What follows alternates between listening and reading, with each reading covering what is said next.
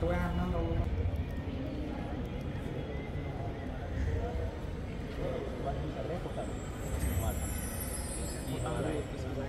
हाँ ठीक है, अब इसका टेस्ट भी यूनिक, जो खाएगा तो फिर ढूंढेगा। तो लेखराम जी जो 1000 एकड़ से ज़्यादा ऑर्गेनिक फार्मिंग करते हैं, वो आपको जानकारी देंगे किस तरह से उन्हें पहले क्या क्या समस्याएं आई थी, कैसे उन्होंने उसका निपटान किया। आप उनसे विचार विमर्श भी कर सकते हैं। थैंक यू भाई। सभी को राम राम। मेरा नाम लेखराम यादव है और मैंने मास्टर्स किया है बायोटेक्नोलॉजी से, और 6.5-7 साल जो है molecular biology national accreditation board for laboratory के अंदर मैंने डीएनए फिंगरप्रिंटिंग किया। और दिल्ली का माहौल आपको भी पता है कितना पॉल्यूशन है, तो ज़िंदगी तो वहाँ पे कट नहीं सकता था। तो सोचा कि गांव में जाके कुछ ऐसा किया जाए जो अपने लिए, समाज के लिए और देश के लिए हितकारी रहे। तो ऑर्गेनिक फार्मिंग करने का सोचा। 6-7 महीने 8 महीने तक जो है यूट्यूब पे सर्च किया, बहुत सारे फॉर्मूले वगैरह बनाए, पर किसी का कोई रिजल्ट नहीं था। तो ऐसे यूट्यूब देखते देखते जो है अपने गुरुजी का एक वीडियो आया जिसके अंदर गुरुजी ने बताया कि नैनो टेक्नोलॉजी, मतलब आप किसी पार्टिकल को छोटा मतलब कि छोटा करेंगे तो वो बहुत ज़्यादा पावरफुल हो जाता है। तो जैव रसायन का एक फॉर्मूला, एक भस्म रसायन का एक फॉर्मूला था, वो मैंने बना के जो है शुरू किया और उसके ज़बरदस्त रिजल्ट थे। मैंने टोटल शुरुआत में 120 एकड़ से शुरू किया था, फिर उसके बाद 350 एकड़, फिर 500 एकड़।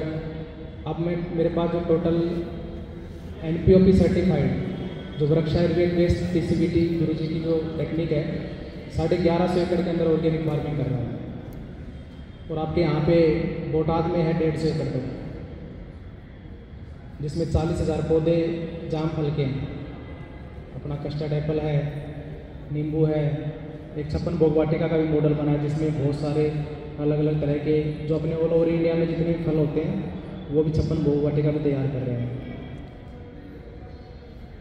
टेक्निक तो देखिए बहुत सारी हैं, पर हम किसान भाइयों को बहुत ही सोच समझ के, क्योंकि हम भी प्रैक्टिकल फील्ड में करते हैं, तो हमें देखना चाहिए कि हमारे लिए कौन सी टेक्निक है जो अच्छी है। तो बाकी तो आप गुरुजी बताएंगे आपको। आप YouTube के ऊपर भी कम से कम नहीं तो 1100-1200 जो है वीडियोज हैं, और 38 फसलों में रिकॉर्ड प्रोडक्शन है। आप लोग कभी विजिट भी करके आना चाहते हो तो बोटाद में, कोटपुतली राजस्थान में, नागौर, जैसलमेर आप विजिट कर सकते हैं फार्म। और ऑलमोस्ट आपके गुजरात में भी हर डिस्ट्रिक्ट में कम से कम नहीं तो 20-30 किसान हैं जो इस टेक्निक से कर रहे हैं और बहुत अच्छे रिजल्ट है उनको। धन्यवाद। इसकी आवाज़ तो बहुत गूंज रही है, इसके बगैर बात करें। अभी अपने में से कितने लोग हैं जो खुद खेती करते हैं? खुद खेती करते हो? पूरा हाथ उठाओ। अब इसमें से 1 2 3 4 5 6 7 8 9 10, इसमें ऑर्गेनिक फार्मिंग या SPNF जो कितने लोग करते हैं? ऑर्गेनिक फार्मिंग 1 2 3, इसमें SPNF कितने करते हैं? SPNF। और बाकी आप लोग ऑर्गेनिक जो है मटेरियल बना के डालते हैं। तो मैं 2005 से मैंने काम शुरू किया जैविक खेती का, भारत रत्न नानाजी देशमुख के साथ रहते। कितने लोग ना जानते हैं नानाजी देशमुख का नाम? नहीं जानते? भारत रत्न हुए ये 3 साल पहले मिला। उन्होंने चित्रकूट में विश्वविद्यालय, कृषि विज्ञान केंद्र, उद्यमिता, आरोग्य धाम यानी मेडिकल का मतलब आयुर्वेद मेडिकल का बड़ा सेंटर 1000 एकड़ में है, वो सब बना। तो वहाँ मैं रहा हूँ चित्रकूट में, तो वहाँ से R&D शुरू किया। मैंने रिसर्च किया है भारत की जो प्राचीन विद्या एग्रीकल्चर की, वृक्ष आयुर्वेद जो 1600 साल पहले लिखी थी, कृषि पराशर जो 2500 साल पहले लिखी पराशर ऋषि द्वारा, कश्यपी कृषि सूक्त जहाँ कश्यप ऋषि रह के और खेती किए और वो सूक्त लिखे खेती के 2500 साल पहले। अभी वो एक हफ्ते पहले उस गाँव से होके आए, वो है पौड़ी गढ़वाल में, चारों तरफ पहाड़ी है, 150 एकड़ का बड़ा अच्छा भूमि है। तो सबसे पहले वहाँ खेती शुरू हुई। भारत में तो सब क्या है, सब पानी था, धीरे धीरे वो समुद्र का वो सूखा तो एरिया पहले उठा। आज के 2-2,500 साल पहले वहाँ सबसे पहले खेती शुरू हुई। वो गांव भी अभी हो गया।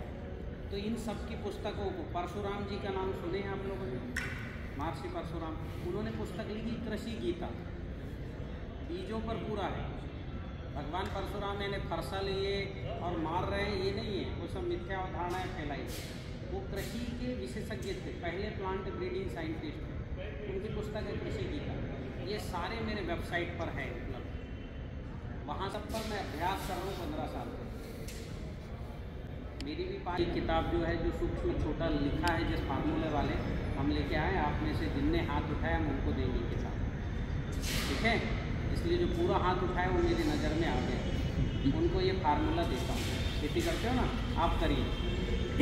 रासायनिक खेती का जो हाईएस्ट प्रोडक्शन है आपके यहाँ, पता करिए, उसका 1.5 गुना आना है, 2 गुना हो जाएगा 2-3 साल बाद, 3 गुना भी हो जाएगा। और सब्जी तो 4-5 गुना ले सकते हो।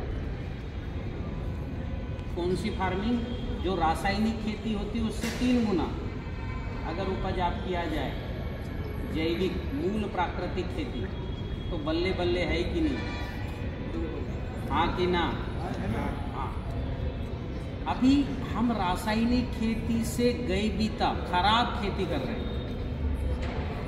अभी जो खेती कर रहे हैं जैविक के नाम से, रासायनिक से खराब है। आप मुंह में रखोगे अनाज, ताकत घट जाएगी। अभी ताकत घटाने वाली खेती कर रहे हैं। जो है 150 फार्मूले हैं वो मैं देता हूँ। अभी कुछ थोड़ा सा कंसेप्ट बताता हूँ।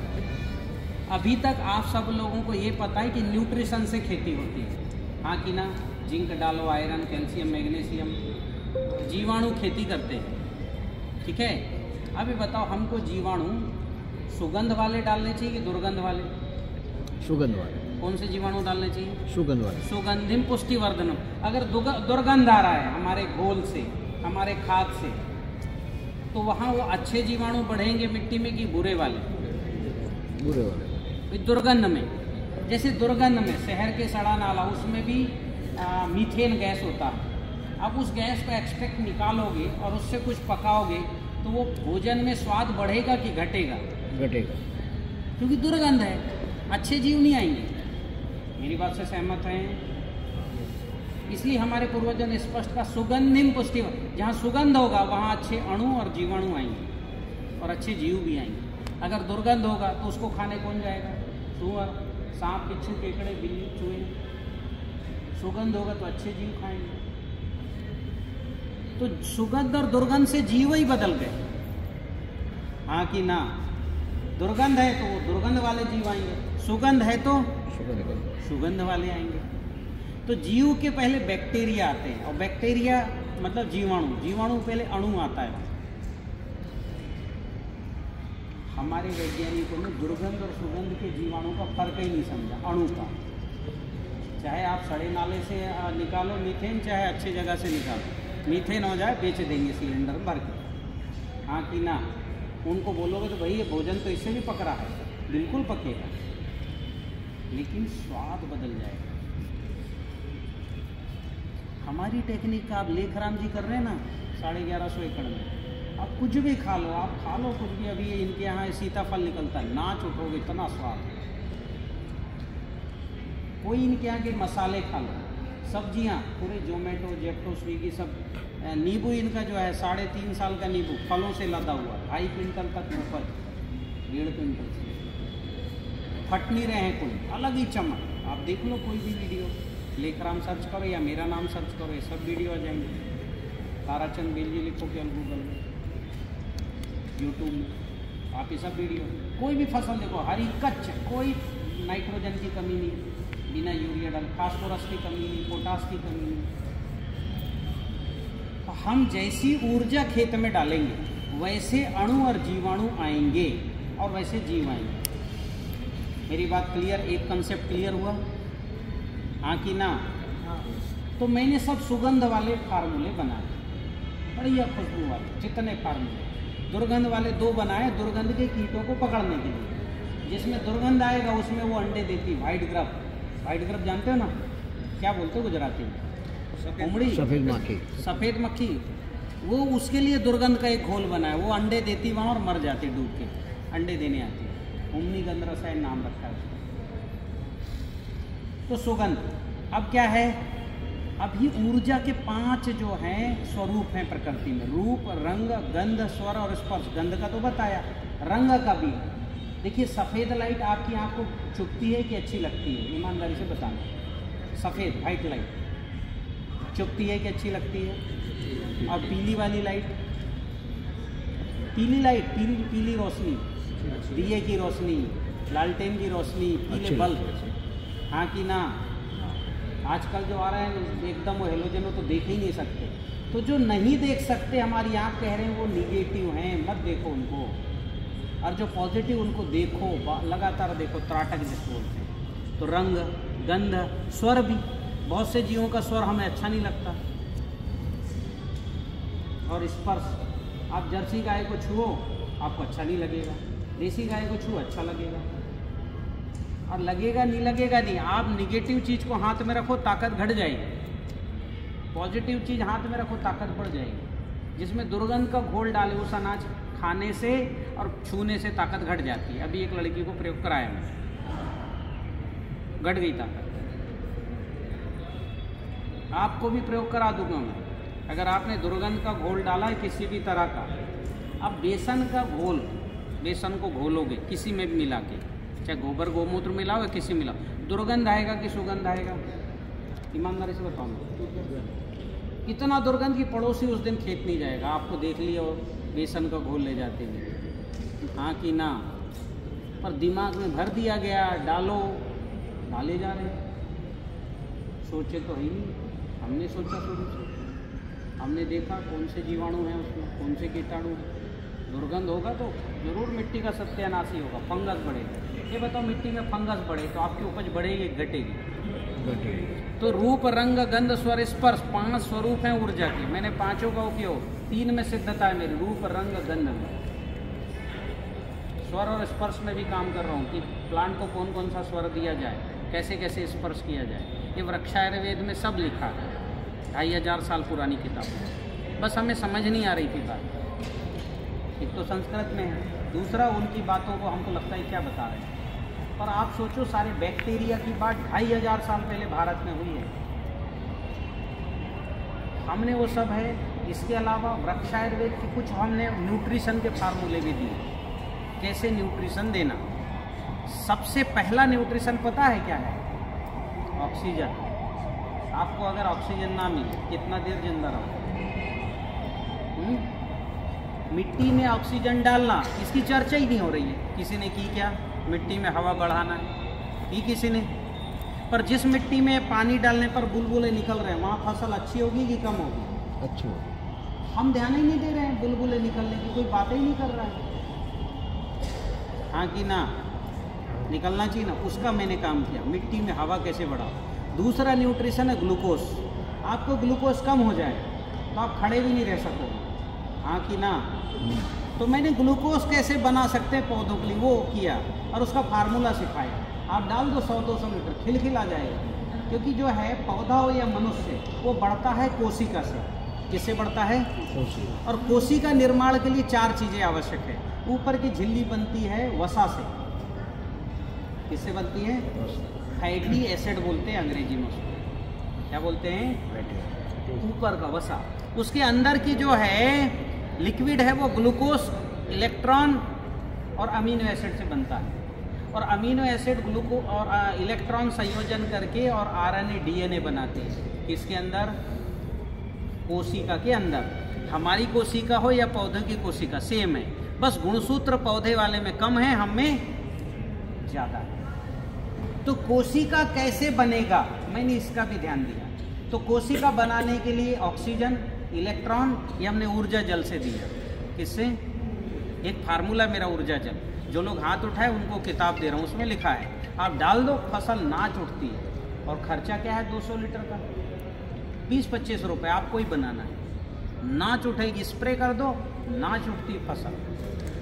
90% तो बीमारी गायब हो जाती फसल की, फंगस, वायरस, कीट अंडे नहीं देते। खर्चा कितना है 200 लीटर का? 25 रुपया। ऊर्जा जल मैंने बनाया किसके लिए? ग्लूकोज कोशिका बनने के लिए। जो इलेक्ट्रॉन ऑक्सीजन आपके उसमें जो है ना 200 लीटर में ऑक्सीजन की मात्रा बढ़ जाए, आप पी लो, आपका गैस गायब हो जाएगा पेट में का 15 मिनट में। 20-25 दिन पियो, एकदम पेट साफ हो जाएगा एकदम। और जब पेट साफ हो जाएगा और गैस नहीं रहेगी तो आपके हाथ का हिलना, अच्छे से नींद ना आना, गैस खूब बनना, ये सब समस्याएं दूर होगी कि नहीं होंगी? हाँ कि ना? हाँ। ऊर्जा जल आप पियो सबसे पहले, पौधों को बेच लाने के लिए, फिर पौधों को दो, ये ऊर्जा जल। फिर जैव रसायन, वही ग्लूकोज देने का। और क्या है साहब? और हमने जो है अणु जल बनाए। अणु यानी न्यूट्रिशन, सस्ते से सस्ता चीज़ों से न्यूट्रिशन कैसे निकालना, इस पर काम किया मैंने। जो आप कर सकते हो करो, जो नहीं कर सकते वो जो है किलो 2 किलो खरीदना है, वो भी हमने जुगाड़। जैसे मैं ज्वालामुखी की मिट्टी डलवाता हूँ, लाल मिट्टी डलवाता हूँ, सफ़ेद मिट्टी डलवाता हूँ। इन सब में मिट्टी में न्यूट्रिशन होता है कि नहीं होता है? बस अवेलेबल नहीं है, तो हमें जीवाणु के साथ डालना है। किसके साथ? तो पहले जीवाणु जल बनाओ, फिर उसमें अणु डाल दो तो अणु जल बन जाएगा। 2 फसल खिलखिला उठता है।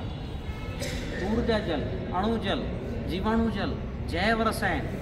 एक फार्मूला है, आप सब जो है ना जड़ बढ़ाने के लिए बहुत परेशान रहते हो, हाँ कि ना? कौन कौन सी बात? जैसे मूंगफली, आप कितने लोग लगाते हैं मूंगफली?